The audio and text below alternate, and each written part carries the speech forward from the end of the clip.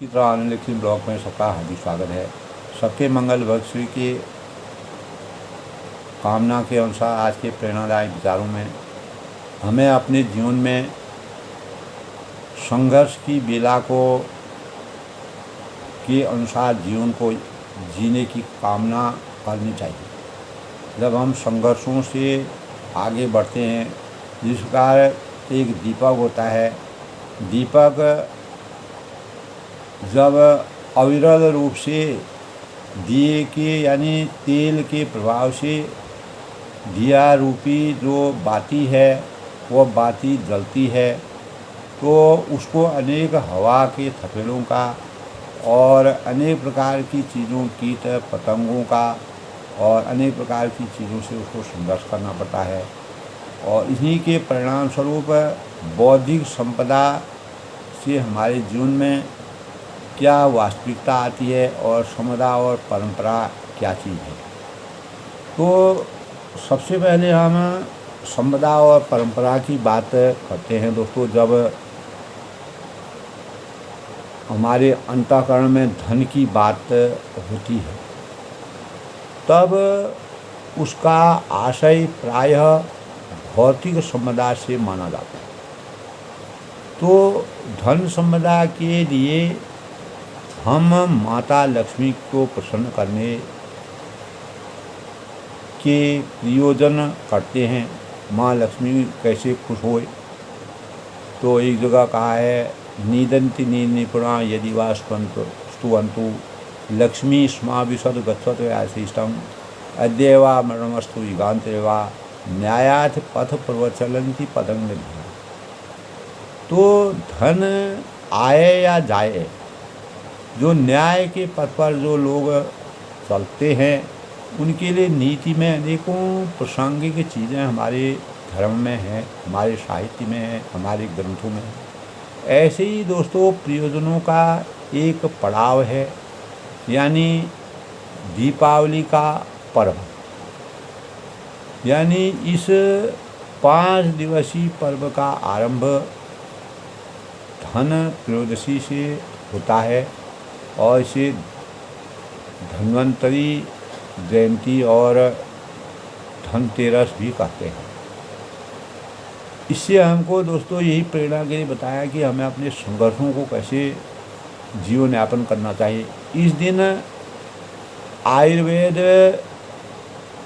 के देवता भगवान धन्वंतरी की पूजा की जाती है। मनुष्य का स्वास्थ्य भी एक धन है। तो यदि भौतिक संपदा का आनंद उठाना है तो यह स्वास्थ्य के धन के अभाव में कभी संभव नहीं हो सकता। इसीलिए स्वास्थ्य की एक बड़ी संपदा, स्वास्थ्य को एक बड़ी संपदा का स्वरूप कहा जाता है। तो धनतेरस के अगले दिन नरक चतुर्दशी का आशय यानी नस नाड़ियों के जाल से संचालित शरीर में सद्भाव का चतुर्मुखी दीप प्रज्वलित करना। तो दोस्तों ऐसी स्थिति में दीपावली के दिन मनुष्य शरीर के रोम रोम से ऊर्जा की ज्योति जागृत होने लगती है। तो रोम रोम के ऊर्जान्वित होते ब्रह्मांडी ऊर्जा की शरीर में प्रवेश करने लगेगी। तो यह पर्व कृष्ण पक्षी का पर्व माना गया है, जो अपनी ऊर्जा से शारीरिक जगत के अंधकार को उजाले में बदल देता है। और इससे चौथे दिन का पर्व गोवर्धन पूजा होती है, और जो गौ शब्द इंद्रियों के लिए यानी भी प्रयुक्त होता है। इसका तो अर्थ यही हुआ कि दोस्तों कि इंद्रियां इतनी जागृत हो जाएं कि जिस तरह इंद्र के कोप से गोकुल में हाहाकार के विरुद्ध कृष्ण ने अंगुली पर पर्वत को उठा लिया था। तो उसी प्रकार मनुष्य भी यानी बाह्य आक्रमणों को कनिष्ठ का जैसे लघु प्रकाश से मुकाबला करने में समर्थ हो सके। तो अंतिम दिन दोस्तों, तो एक एक दिन का रहस्य, अंतिम दिन भैया दूज का पर्व भी प्रतीकों में लिया जाता है। और मन की भाई मन यानी मन की भाई मान लिया जाए तो मन को अगर हम भाई मान लेते हैं तो हमारी जो है तथा कामनाओं को बहन मान लें, मन को भाई मान लें, कामना को बहन मान लें, तो जीवन में खुशहाली आने में देर नहीं लगती। तो दीपावली और अवसर यानी अक्सर 5 पर्वों की नदियों के संगम जैसा है।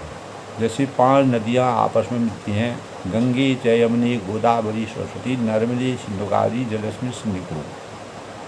इसमें डुबकी लगाने से जीवन में स्वास्थ्य, चैत्र और बुद्धि के धन की प्रचुरता सदा बनी रहती है, ऐसा हमारे धर्मशास्त्रों में बताया गया है। और दीपावली पर गणेश जी और लक्ष्मी जी का पूजन घर घर में होता है। और जो बुद्धि बल से सकारात्मकता की संपदा हेतु यानी सकारात्मक की संपदा के परिणाम स्वरूप अपने जीवन को चरितार्थ करने के भाव का संचार करते हैं। तो हमारे जीवन में दोस्तों बौद्धिक संपदा यानी अगर हम सार रूप में देखें तो स्थिति बौद्धिक संपदा के अनुसार नियति एक अबूझ पहेली है। और इसके अर्थ में, इसके गर्भ में यानी क्या क्या छिपा हुआ है, इसे जानने का कोई मार्ग नहीं है। तो कभी कभी दोस्तों हम नियति के चक्र में ऐसे फंसे होते हैं कि लगता है कि कितना भी हाथ और पैर मार लें, लेकिन रेत में रुकी हमारी नाव आगे नहीं चल पाती, आगे नहीं बढ़ रही है।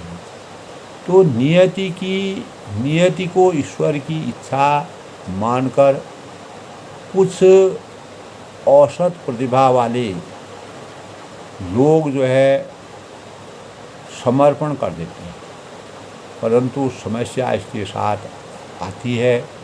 जो अत्यंत प्रतिभाशाली होते हैं, परंतु नियति इन्हें कुछ ऐसे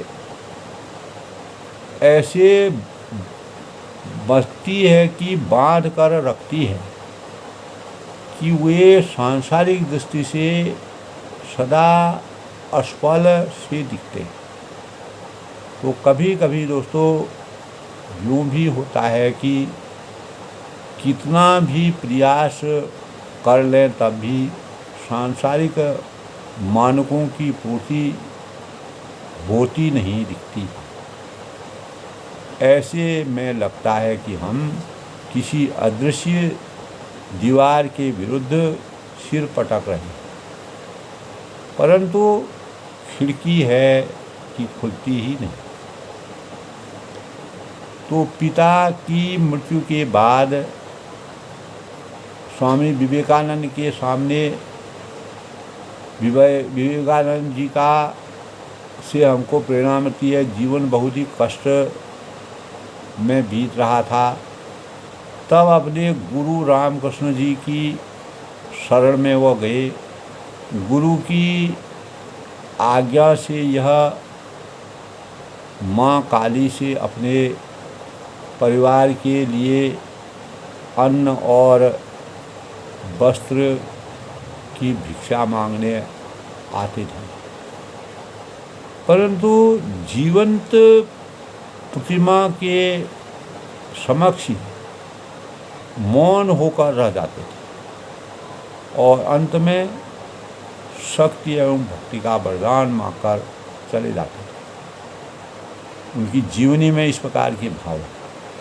यदि विपत्ति हमें दोस्तों कथित सांसारिक भावनाओं के अनुसार विफलता दे रही है, तो विश्वास रखिए कि उसकी हमें कहीं और सफलता देने की योजना है। तो कारगर जैसे कारागार में बंद व्यक्ति के लिए भी विकास की विपुल संभावनाएं होती हैं, तो कई प्रसिद्ध एवं कला जो कालजयी पुस्तकों को अनेक विचारकों ने जेल की दीवारों के अंदर लिखी, ऐसा हमारे ग्रंथों में मिलते हैं ऐसे भाव।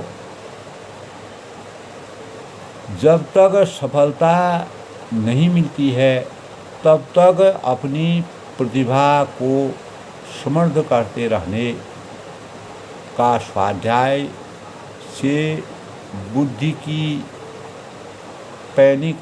को भी पैनी करने का विकल्प आपके पास हमेशा विद्यमान रहता है। तो दोस्तों, आपके हमारे पास हमेशा रहता है बौद्धिक संपदा भी एक प्रकार की उपलब्धि है जो सबकी प्राप्ति नहीं, यानी जो सबको प्राप्त नहीं होती। तो संभव है कि भौतिक संपदा शाश्वत प्रभाव उत्पन्न करने वाली न हो, किंतु विचार अवश्य सदियों तक प्रासंगिक रहकर आपकी विरासत गढ़ सकते हैं।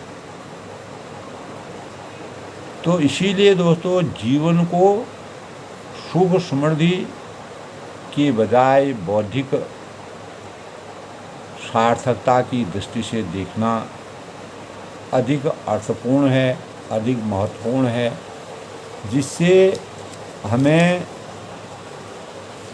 एक प्रकार की प्रेरणा मिलती है। जिस प्रकार दिया अपना संघर्ष करता है, तो जीवन में दोस्तों कई बार लगातार संघर्ष करते रहना पड़ता है। प्रत्येक मानव के जीवन में इस प्रकार के का समय आता है, तो तब जाकर कहीं सफलता प्राप्त हो सकती है। तो साधारण संघर्ष हमें सफलता के शिखर तक नहीं पहुँचते देता।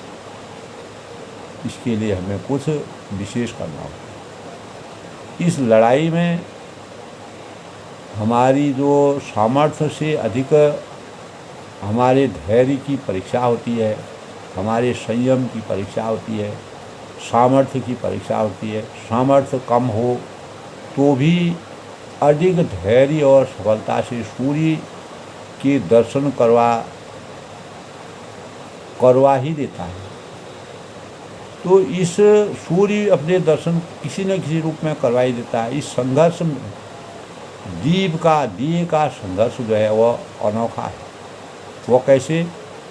वह एक छोटी सी बाती और तेल के साथ को लेकर घनघोर तिमिर से लड़ने के लिए डटकर मुकाबला करता है। तो वह जलता है और वह जानता है कि चारों ओर घनघोर अंधकार व्याप्त है और यह साधारण सामर्थ्य रखता है। तो अंधकार की शक्ति असीम है, तो यह ऊर्जा से भरा हुआ है और इसके बावजूद दिया अपनी सामर्थ्य को जुटाता है। तो संयम नहीं खोता है, अपने संयम को, अपने धैर्य को, अपने सहनशीलता को वह कभी परित्याग नहीं करता है, उससे विचलित नहीं होता है, उससे भटकता नहीं है, भटकाव नहीं आता है, तो धैर्य के साथ वह चलता रहता है। तो यह अपनी छोटी सी सामर्थ्य से अपने आसपास उजाला यानी का साम्राज्य स्थापित करने लगता है। तो घोर अंधकार के बावजूद इसके आसपास उसको, उसकी परिधि में अंधकार घुसने का साहस नहीं कर सकता है। तो जिस प्रकार अज्ञान रूपी अंधकार होता है, अज्ञान रूपी अंधकार में जब मानव सीमित रहता है, उसकी आकांक्षाएं, उसकी अपेक्षा, उसकी लालसा, उसकी मन की सोच उस तिमिरमय परिवेश में ही रह जाते हैं, जिस प्रकार कुएं का मेढक कुएं में रहता है। जब अज्ञान रूपी अंधकार से ज्ञान रूपी प्रकाश में मानव आता है, तब उसको ज्ञान की पिपासा के परिणाम स्वरूप उसको सोचने की, समझने की, जानने की, आगे बढ़ने की, संघर्ष करने की अनेकों प्रकार की क्षमताएं। हम रात में नींद में सोए रहते हैं, अंधकार में हम सोए रहते हैं, जब सुबह उजाला होता है तो अंधकार में सोने से हम जागृत नहीं रहते हैं, हमारी किस परिस्थिति में हमारा क्या हो जाएगा। लेकिन जब सवेरा होता है तो हमारे अंदर हमारी चेतनाओं में संचार हो जाता है, हमारी चेतनाएं जगने जाती है, यानी हम अज्ञान से ज्ञान के स्वरूप में आ जाते हैं। तो दिया भी इसी प्रकार दोस्तों पूरे धैर्य और यानी जीवन के साथ अपनी लड़ाई लड़ता है निरंतर। वह किसी की सहायता की आशा नहीं लगाता और व्यर्थ का रुदन और प्रलाप नहीं करता। किसी प्रकार यानी समान रूप से अपनी गति के अनुसार निरंतर चलता रहता है। वह जानता है कि उसे अपने अस्तित्व को बचाए रखने के लिए पल प्रतिपल लड़ना ही होगा, तो संघर्ष करना होगा। तो इसी प्रकार एक संघर्ष करने वाला व्यक्ति होता है, वह निरंतर सुख और दुख अनेक प्रकार की परिस्थितियों में घुल मिल करके अपने जीवन को आगे बढ़ा करके सामाजिक परिवेश में एक संबल की तरह अपने को स्थिरता के मानकों के अनुसार संयमी बनाता है, अपने को आगे चलाता है, अपने धैर्य को नहीं खोता है, संयम के साथ जीवन को आगे बढ़ाने में समर्थवान होता है। तो यही दिए से हमको एक प्रकार की प्रेरणा मिलती है। तो अन्यथा दोस्तों यानी संघर्ष करना मानव जीवन का सबसे बड़ा स्वरूप है और अन्यथा उसे अंधकार का ग्रास बनने देर नहीं लगेगी। तो हमें चारों ओर से सतर्कता बरतनी है। अपने जीवन में दिए के अनुसार, दिए से प्रेरणा लेकर के हम किस प्रकार से सूर्य रूपी प्रकाश से अपने जीवन को एक समर्थवान बनाने में कामयाबी हासिल कर सकते हैं, वह शिक्षा हमको दिए से सूर्य के प्रकाश तक आने का है। अन्यथा उसे अंधकार का ग्रास बनने देर नहीं होगा, तो उसका अंधकार से लड़ने का संघर्ष और होते हुए भी परिणाम में बदल जाता है।